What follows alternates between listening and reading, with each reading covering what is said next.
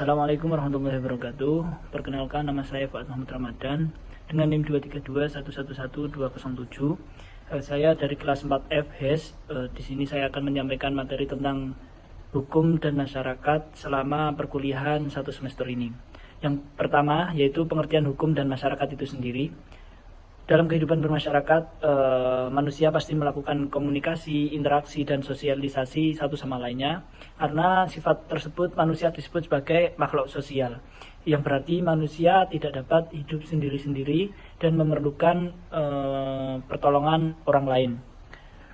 Sedangkan hukum berasal dari masyarakat itu sendiri dan dibebankan kepadanya untuk meminimalisir konflik. Dengan demikian, hukum menciptakan perdamaian, keamanan, dan ketertiban dalam masyarakat.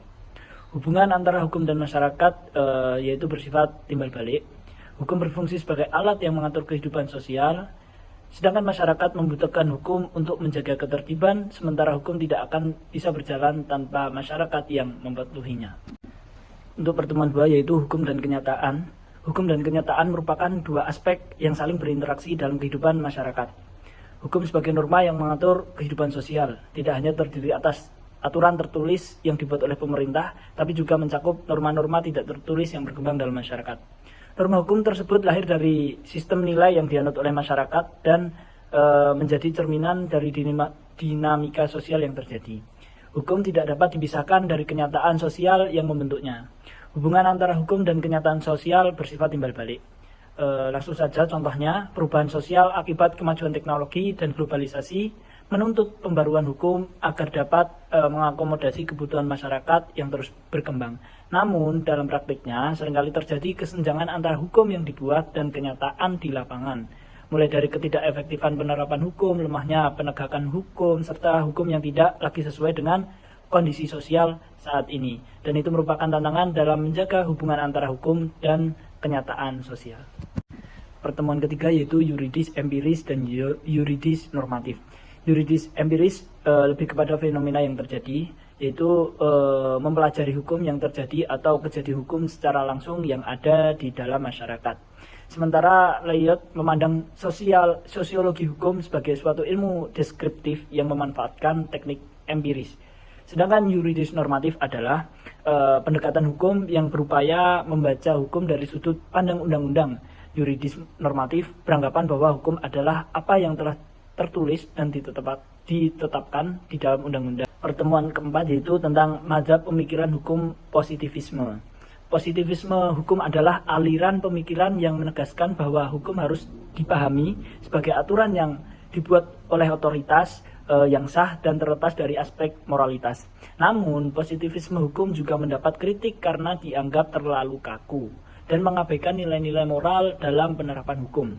Meskipun positivisme hukum memiliki kelemahan, pendekatan ini tetap relevan dalam praktik hukum saat ini. Pertemuan kelima yaitu membahas tentang sosiological jurisprudensi atau sosiologi hukum. Merupakan studi yang menganalisis hubungan timbal balik antara hukum dan masyarakat serta perubahan hukum yang terjadi dalam masyarakat. Teori ini menekankan bahwa hukum hidup dan berkembang secara realitas sosial yang dipengaruhi oleh dinamika sosial. Proses negosiasi antara hukum dan masyarakat dalam konteks perubahan sosial menjadi inti dari kajian ini. Pandangan jurisprudensi sosiologis terhadap hukum dan masyarakat yang pertama yaitu hukum sebagai kehendak masyarakat. Yang kedua yaitu pemisahan hukum positif dan hukum yang hidup. Dan yang ketiga yaitu peran strategis hakim dan rekayasa sosial. Pertemuan keenam yaitu membahas tentang mazhab pemikiran hukum living law dan utilitarianisme, yaitu dalam perkembangan hukum modern dua mazhab utama yang sering menjadi perdebatan adalah living law dan utilitarianisme. Konsep living law sendiri berakar pada hukum yang berkembang dalam kehidupan masyarakat. Sementara utilitarianisme menitik beratkan pada manfaat terbesar bagi mayoritas orang. Pendekatan living law menekankan bahwa hukum tidak bersifat statis, melainkan hidup dan terus berkembang sesuai dengan perubahan nilai, norma, dan praktik dalam masyarakat. Sedangkan utilitarianisme menekankan pentingnya menilai kebijakan dan hukum berdasarkan manfaat yang mereka hasilkan. Pertemuan ketujuh membahas tentang membangun keadilan melalui legal pluralisme dan hukum progresif di Indonesia. Pengertian sendiri dari legal pluralisme yaitu sebuah keniscayaan dalam masyarakat majmuk atau merujuk pada situasi di mana lebih dari satu sistem hukum berlaku dalam satu wilayah atau masyarakat. Di Indonesia selain hukum negara atau hukum positif ada juga hukum adat ataupun hukum agama.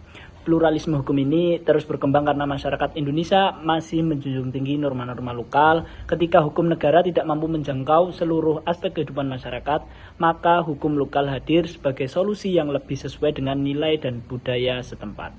Progressive law atau hukum progresif lahir dari pemikiran Prof. Satcipto Raharjo. Ia berpendapat bahwa hukum harus diletakkan sebagai alat untuk menciptakan keadilan.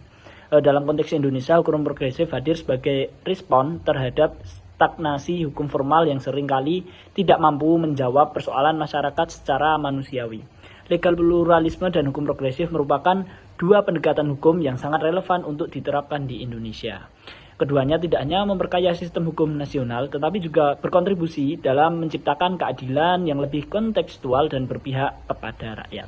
Pertemuan ke-8 yaitu kontribusi pemikiran Max Weber dan H.L. Ahart dalam teori hukum modern. Max Weber mengembangkan kerangka sosiologis yang menempatkan hukum sebagai bagian dari proses rasionalitas masyarakat. Menurut Weber, masyarakat modern cenderung membangun sistem yang formal, rasional, dan impersonal sebagai bagian dari sistem otoritas legal rasional. Sementara itu, H.L. Ahart menyempurnakan pendekatan positivisme hukum dengan memperkenalkan struktur hukum sebagai sistem aturan yang terdiri atas aturan primer dan aturan sekunder. Konsep-konsep seperti rule of resignation, rule of change, dan rule of adjudication menampilkan kompleks hukum yang tidak sekedar perintah dari penguasa. Hart juga menekankan pentingnya internal point of view, yaitu bagaimana aktor hukum memahami, menerima keberlakuan aturan hukum sebagai dari struktur sosial yang sah. Kedua pemikir ini memberikan kontribusi penting terhadap pengembangan teori modern. Dalam konteks pembangunan hukum nasional, pemikiran Weber dan Hart menjadi relevan tidak hanya dalam menata sistem hukum secara teknis, tetapi juga dalam mengkritisi relasi antara hukum, kekuasaan, dan legitimasi sosial. Pertemuan ke-9 yaitu tentang efektivitas hukum. Efektivitas hukum dapat diukur melalui beberapa tolak ukur, termasuk kualitas hukum, peran penegak hukum, ketersediaan fasilitas pendukung, kesadaran hukum masyarakat, dan budaya hukum yang ada. Faktor-faktor yang memengaruhi efektivitas hukum sangat beragam. Yang pertama yaitu faktor hukum itu sendiri, yang kedua yaitu faktor penegak hukum, dan yang ketiga yaitu faktor sarana atau fasilitas yang mendukung penegakan hukum. Yang keempat yaitu faktor masyarakat, di mana kesadaran dan kepatuhan masyarakat terhadap hukum menjadi indikator penting dan efektivitas hukum. Maka untuk meningkatkan efektivitas hukum di Indonesia diperlukan perbaikan menyeluruh dari sisi regulasi, sistem penegakan hukum, dan edukasi kesadaran hukum masyarakat. Pertemuan ke-10 yaitu membahas tentang hukum dan kontrol sosial. Hukum sendiri yaitu apa yang harus ditaati dan apa yang harus diikuti oleh warga negara dengan akibat sanksi dan konsekuensi yang sah. Tujuan hukum bagi masyarakat ialah untuk menjamin kelangsungan keseimbangan dalam perhubungan antara anggota masyarakat. Diperlukan aturan-aturan hukum yang diadakan atas kehendak dan keinsafan tiap-tiap anggota masyarakat. Yaitu kontrol sosial dapat bersifat preventif maupun represif. Preventif atau positif merupakan usaha pencegahan terhadap gangguan-gangguan pada keserasian antara kepastian dengan keadilan. Dilakukan sebelum terjadi pelanggaran atau ancaman sanksi melalui proses sosialisasi, pendidikan formal dan informal. Represif atau negatif bertujuan untuk mengembalikan keserasian yang pernah mengalami gangguan agar berjalan seperti semula. Pertemuan ke-11 membahas tentang legal pluralisme. Pluralisme adalah suatu paham atau pandangan hidup yang mengakui dan menerima adanya kemajemukan atau keanekaragaman dalam suatu kelompok masyarakat. Kemajemukan dimaksud misalnya dilihat dari segi agama, dari suku, ras, adat istiadat, dan lain sebagainya. Pluralisme hukum atau legal pluralisme kerap diartikan sebagai keragaman hukum. Pluralisme hukum adalah hadirnya lebih dari satu aturan hukum dalam sebuah lingkungan sosial. Pertemuan ke-12 membahas tentang progressive law. Progressive law adalah pendekatan hukum yang menekankan bahwa hukum harus selalu berkembang seiring dengan perubahan sosial, budaya, dan moral masyarakat. Hukum progresif mendorong paradigma baru yang melihat hukum sebagai proses yang hidup, fungsional, dan sangat bergantung pada kualitas moral serta keberanian aparat penegaknya. Hukum progresif bukan hanya sekedar teori di ruang akademis, melainkan sebuah seruan praksis yang relevan dan mendesak bagi Indonesia untuk terus berupaya membangun sistem hukum yang benar-benar berpihak kepada rakyat, mampu menyelesaikan persoalan bangsa, dan senantiasa menjadikan keadilan serta kemuliaan manusia sebagai tujuan utama. Pertemuan ke-13 membahas tentang socio-legal studies. Adalah pendekatan kajian hukum yang memadukan perspektif hukum dengan ilmu sosial seperti sosiologi, antropologi, politik, hingga gender studies. Studi sosiolegal muncul sebagai respon terhadap kebutuhan di sekolah-sekolah hukum untuk mengembangkan pendekatan interdisipliner dalam mempelajari hukum.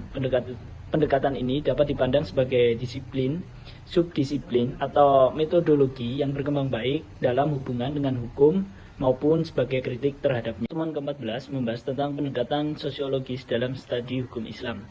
Merupakan pendekatan yang memandang hukum Islam tidak hanya sebagai norma-norma yang bersumber dari teks suci, tetapi juga sebagai bagian dari realitas sosial yang hidup dan berkembang dalam masyarakat. Dengan memahami hukum Islam melalui kacamata sosiologi, dapat dilihat bagaimana hukum tersebut berinteraksi dengan masyarakat, baik dalam bentuk penerimaan, penyesuaian, maupun resistensi. Pendekatan ini juga membuka ruang bagi ijtihad yang relevan dengan kebutuhan zaman serta mendorong terwujudnya keadilan sosial penerapan hukum Islam yang lebih manusiawi dan sesuai konteks.